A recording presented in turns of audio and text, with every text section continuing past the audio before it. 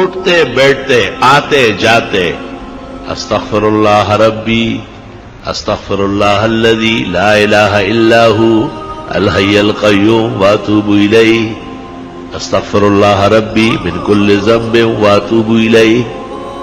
یہ پڑھا کرو جتنے استغفار آپ کو یاد ہے، بہت زیادہ پڑھو، کم پڑھنے سے نہیں کام چلے گا. کیونکہ دنیا کی تمام تکلیفیں، رنج اور غم، صدمہ اور مصیبت، فتنہ اور پریشانی سورت انفال میں ہے. استغفار سے ختم ہو جائے. استغفار ہمیں کرنا چاہیے. پیرانی پیر شیخ عبد القادر جیلانی نے ایک موقع پر لکھا ہے کہ جن کو استغفار کا پتہ ہے اور پھر وہ پریشان ہوتا ہے، فرمایا بہت بڑا کذاب اور جھوٹا ہے. یہ تو خدا کا فیصلہ ہے کہ آپ استغفار کریں، میں پریشانیاں دور کروں. اب یہ کہ ہمیں محبت چاہیے، آرام چاہیے، عزت چاہیے، حلال دولت چاہیے، وقار چاہیے، حفاظت چاہیے، خدا تیری نصرت چاہیے، بندوں کے ہر شر فساد سے بچت چاہیے. اس کا ذکر اللہ نے سورۃ نوح میں کیا ہے 29ویں پارے میں کہ یہ بھی استغفار سے ہو. لے سارا کام استغفار سے ہو. علماء نے اس طرح ایک مثال دی کہ اگر فرید گنج شکر، ان کے شیخ قطب الدین بختیار کاکی،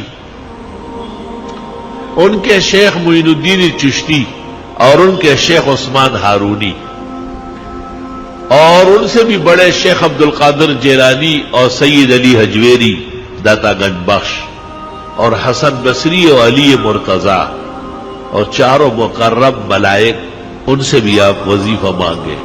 استغفار سے بڑھ کر کوئی وظیفہ نہیں تھے. سب کا اتفاق استغفار پر ہوا.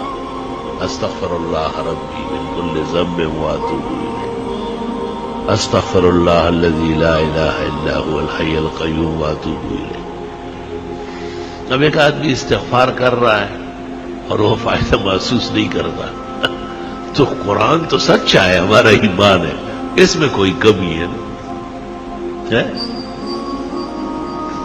وہ عورت نے وہ چاند دیکھا ایسا چاند کی طرح تو انگلی کے ساتھ کوئی چیز لگی تھی نامناسب، کہنے لگی چاند تو بہت اچھا لیکن بدبو آ رہی. تو بدبو تو آپ میں ہے، چاند میں تھوڑا ہی ہے. اب اپنے آپ کو اس معیار پر لانا ہے کہ ہمیں استغفار سے وہ فائدہ پہنچے جو اللہ تعالیٰ نے سورۃ انفال میں بیان کیا ہے. وما كان الله ليعذبهم وانت فيهم وما كان الله معذبهم وهم يستغفرون. ایک ایسی نیکی اور ایسا عمل جو نبی کے برابر ہو یا نبی جیسی رحمتیں مل جائے، قرآن کی اس آیت میں ہے جو میں نے پڑھی کہ وہ استغفار کا عمل. یا تو نبی کی وجہ سے بچتے ہو یا استغفار سے بچتے. وہ بھی استغفار کیا کرو. بعض راتیں مناؤ، باقاعدہ بعض اوقات منا لو کہ بھئی میں سحری میں اٹھوں گا اور سورج نکلنے تک استغفار کروں گا، اور میں جمعے کی نماز کے لیے 2 گھنٹے پہلے آؤں گا، سورۃ کاف پڑھوں گا، 100 مرتبہ درود ابراہیمی پڑھوں گا، بس پھر جمعے تک استغفار کروں گا.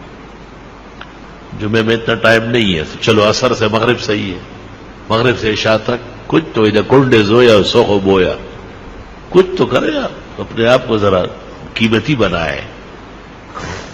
جتنی خوشیاں چاہیے، جتنے آرام اور راحت چاہیے، جتنی عزت چاہیے، اللہ تعالیٰ سورۃ نوح میں فرماتے ہیں فَقُلْتُ اسْتَغْفِرُوا رَبَّكُمْ، استغفار کرو وہ مل جائے، سب عطا ہو جائے.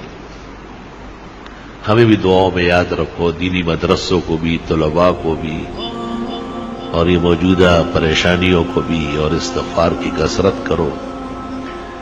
راتوں کو بستر پر جاتے وقت 33 دفعہ سبحان اللہ، 33 مرتبہ الحمدللہ، 34 مرتبہ اللہ اکبر پڑھا کرو. آج ہی بخاری شریف میں آ رہا تھا کہ حضرت فاطمہ آئی اور ام المومنین عائشہ کو کہا کہ حضرت غلام بانٹ رہے ہیں، مجھے بھی کوئی نوکرانی دے دے.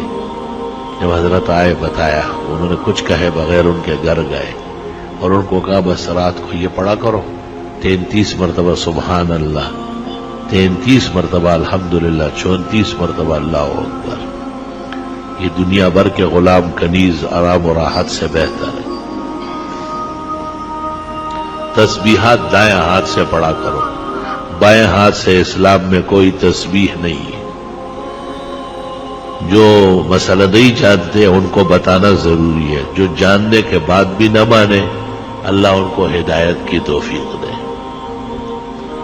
آپ کا کام اور ہمارا کام خیر آگے بڑھانا ہے، خیر منوانا ہماری ذمہ داری نہیں ہے. اللہ نے نبی کو کہا ہے انما علیک البلاغ وعلینا الحساب، آپ پہنچائیں، حساب میں خود کروں. تسبیحات جس طرح نمازوں کے بعد ہے اس سے زیادہ ضروری رات کو سوتے وقت ہے.